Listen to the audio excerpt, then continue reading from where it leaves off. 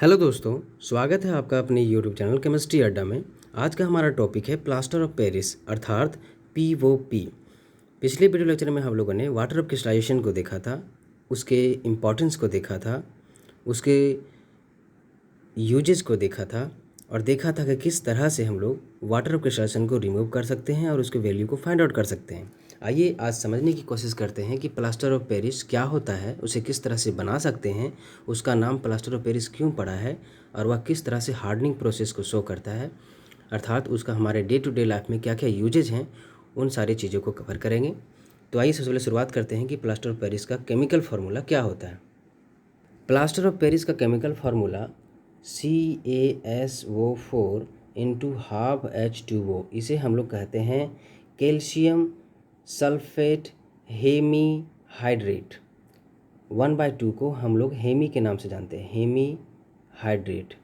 तो यह इसका पूरा नाम हो गया कैल्शियम सल्फेट हेमी हाइड्रेट।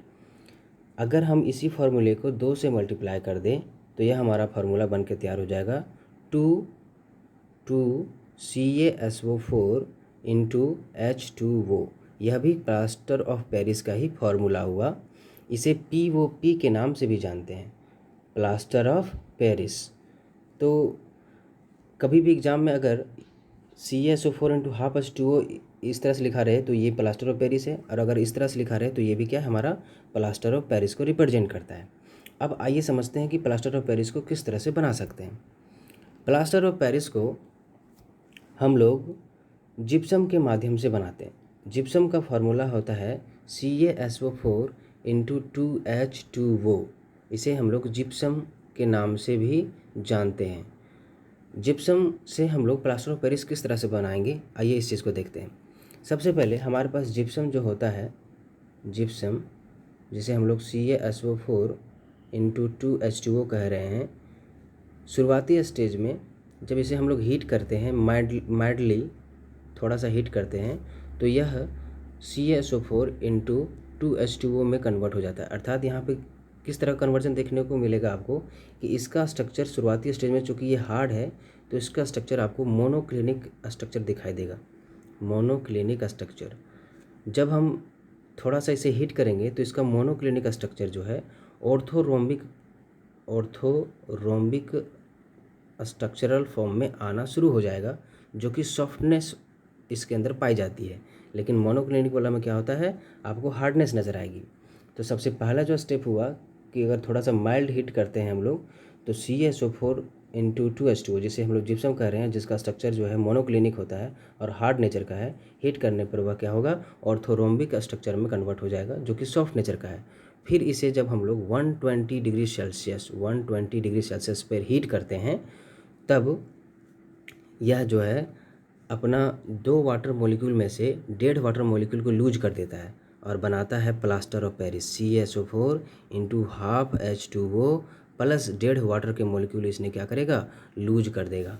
तो ये जो हमारा प्लास्टर ऑफ पेरिस है, इस तरह से आपने देखा कि हमारा प्लास्टर ऑफ पेरिस क्या हो गया, तैयार हो गया। तो इसमें अब 2 बातें आपको गौर करनी थी कि मोनोक्लिनिक स्ट्रक्चर शुरुआती स्टेज में था जिप्सम का, फिर वो बाद में हीट करने पर ऑर्थोरोमिक में कन्वर्ट हो गया, और हम लोग कितना डिग्री सेल्सियस टेम्परेचर दिए, 120। कभी कभी एग्जाम में ये सवाल आता है। अब आइए समझते हैं कि प्लास्टर ऑफ पेरिस किस तरह से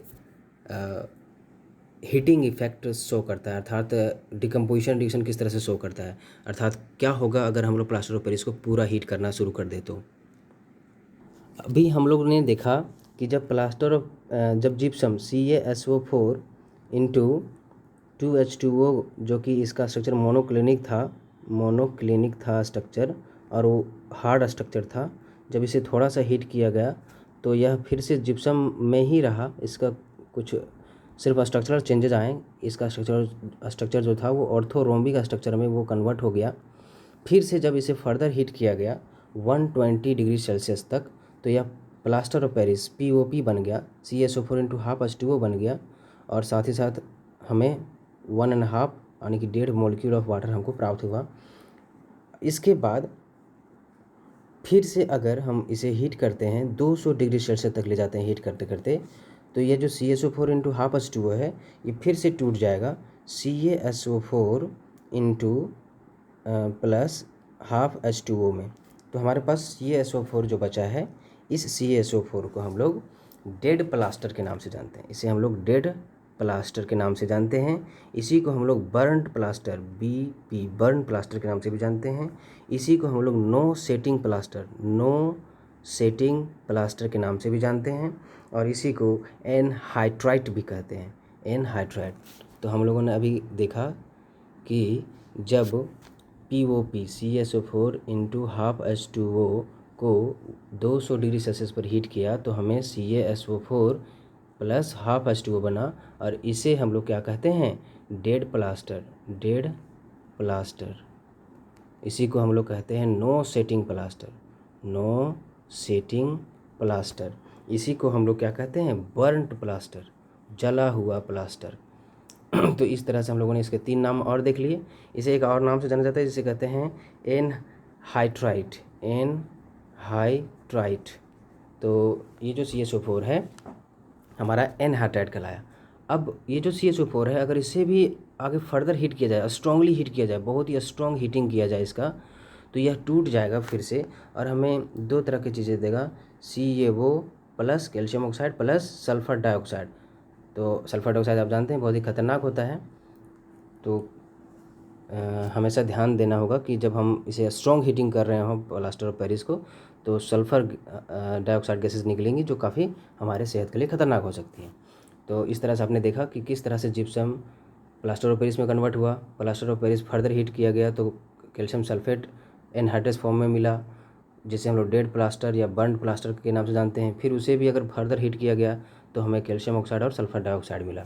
अब आइए समझते हैं कि हमारा जो प्लास्टर ऑफ पेरिस है किस तरह से सेटिंग प्रॉपर्टी को शो करता है। जब plaster of Paris CaSO4 into half H2O को वाटर में डिजॉल्व किया जाता है, जब उसको 1.5 वाटर मॉलिक्यूल मिल जाता है तो वह फिर से जिप्सम में कन्वर्ट हो जाता है, CaSO4 इंटू 2H2O। तो शुरुआती स्टेज में, स्टेज नंबर 1 में जो जिप्सम हमें प्राप्त हुआ उस समय सेटलिंग होती है, सेटलिंग जिसे हम लोग कहते हैं। यह इसका स्ट्रक्चर जो होता है वह ऑर्थोरोम्बिक स्ट्रक्चर में सबसे पहले वो कन्वर्ट होता है, और ऑर्थोरोम्बिक स्ट्रक्चर मैंने अभी बताया कि वो सॉफ्ट होता है। तो शुरुआती स्टेज में जब प्लास्टर ऑफ पेरिस को वाटर में डिजोल्व करेंगे तो आपको सॉफ्ट जिप्सम प्राप्त होगा।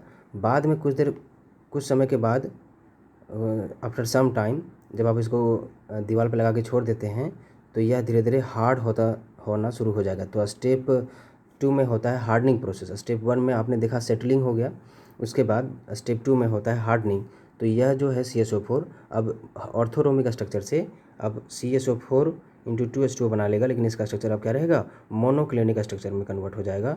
और मोनोक्लिनिक स्ट्रक्चर क्या होता है, हार्ड होता है। तो इस तरह से 2 स्टेप में जो है सेटलिंग हो गया हमारा प्लास्टर ऑफ पेरिस का। पहला स्टेप में जो है सेटलिंग हुआ, वाटर मॉलिक्यूल से कम्बिनेशन हुआ और वह ऑर्थोरोमिक स्ट्रक्चर बनाया, और कुछ समय के बाद वो फिर हार्डनिंग प्रोसेस शुरू हो गया और वह मोनोक्लिनिक स्ट्रक्चर में कन्वर्ट हो गया। अब आइए समझते हैं कि प्लास्टर ऑफ पेरिस के क्या क्या प्रॉपर्टीज़ होते हैं। प्लास्टर ऑफ पेरिस एक वाइट कलर्ड पाउडर होता है, नॉन टॉक्सिक नेचर का होता है, नॉन फ्लेमेबल भी होता है और नॉन कंबस्टिबल भी होता है। जब इसे हीट किया जाता है, अभी आपने देखा जब इसे स्ट्रांगली हीट करते हैं तो हमारे पास कौन सी गैस निकली थी, सल्फ़र डाइऑक्साइड गैस, जो काफ़ी खतरनाक गैस हमारे बॉडी के लिए है। तो ये कुछ इसके प्रॉपर्टीज़ थे। अब आइए समझते हैं कि हमारे डे टू डे लाइफ में इस प्लास्टर ऑफ पेरिस का क्या क्या एप्लीकेशंस है। सबसे जो कॉमन हमारा यूज है प्लास्टर ऑफ पेरिस का, वह है मेडिकल एरिया में। मेडिकल एरिया में डॉक्टर्स जो होते हैं वो टूटी हुई या फ्रैक्चर्ड जो बोन्स होते हैं उन बोन्स को एक जगह पे स्टैटिक रखने के लिए, स्थिर रखने के लिए प्लास्टर ऑफ पेरिस का इस्तेमाल करते हैं। तो पहला मेडिकल एरिया में ये इस्तेमाल हुआ। दूसरे और भी मेडिसिन्स में भी इसका इस्तेमाल होता है। दूसरा जो यूज है उसका वो वॉल कवरिंग के रूप में है। दीवारों के ऊपर प्लास्टर ऑफ पेरिस लगाने से दीवारें काफ़ी मजबूत भी हो जाती हैं और उनकी लाइफ बढ़ जाती है और घर की सुंदरता तो और ही बढ़ जाती है। उसी तरह से हम लोग डेकोरेटिव आर्किटेक्चर में भी इसका इस्तेमाल कर सकते हैं। जैसे कि आप बड़े बड़े जो कलाकृतियाँ हैं, मतलब मूर्तियाँ हैं, या फिर और भी तरह के जो प्राचीन काल के जो चीज़ें हैं, उन चीज़ों को आप प्लास्टर ऑफ पेरिस के द्वारा आर्किटेक्ट कर सकते हैं। उसी तरह से प्लास्टर ऑफ पेरिस का इस्तेमाल आर्ट के क्षेत्र में भी बहुत ज़्यादा बढ़ गया है और काफ़ी इसका डिमांड भी है। और सबसे लास्ट में जो इसका यूज है वो है फायर प्रोटेक्शन।